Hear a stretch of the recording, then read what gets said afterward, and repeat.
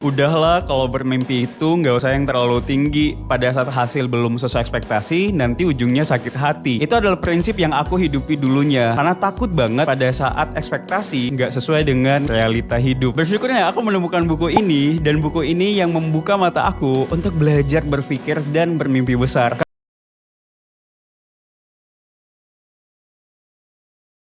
Ada nggak teman kamu yang pinter dan punya segudang prestasi, tapi nggak semua orang mau temenan sama dia? Kok bisa? Selamat datang di luar kelas. Kalau kata buku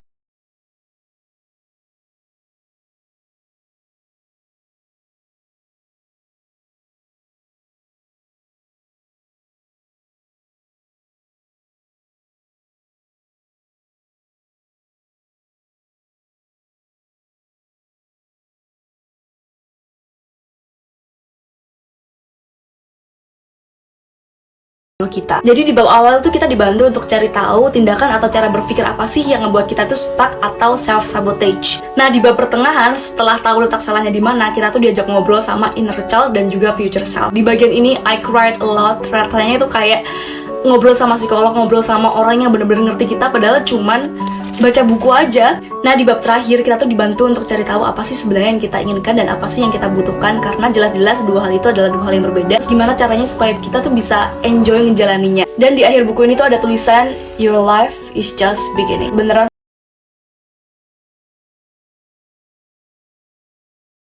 buku ini bener-bener healing banget, bagus banget menurut gue. Kayak I didn't expect the book to be this good. Kayak sebelumnya juga gak terlalu sering ngeliat di sosial media, cuman ada beberapa kali. Dan kayak gue ngerasa gue sering banget tiba-tiba nangis baca bukunya, padahal tuh di tulisannya tuh juga biasa aja, dan bahkan gue gak relate dengan kejadian plot atau circumstances yang ada di buku itu gitu. Nah jadi kalau misalkan pengen baca buku-buku yang kayak heartwarming dan ditulis dengan gaya bahasa yang simple, kalian harus baca buku ini.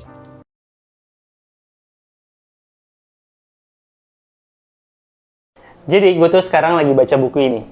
Terbalik. Lagi baca buku Atomic Habits, dan gue tuh suka banget sama buku ini. Buat yang belum baca, buku ini tuh bercerita tentang kalau kita pengen ada perubahan dalam hidup, kadang yang kita butuhin tuh bukan sebuah perubahan besar, bukan sesuatu yang extraordinary. Cukup perubahan-perubahan kecil, tapi yang kita lakuin secara konsisten.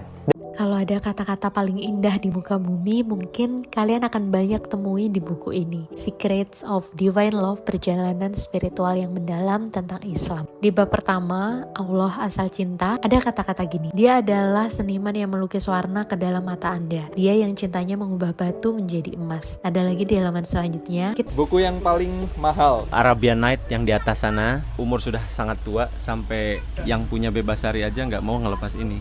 kalau buku yang paling langka yang Mas punya. Buku langka adalah buku yang belum pernah ditulis kayaknya ya. Jadi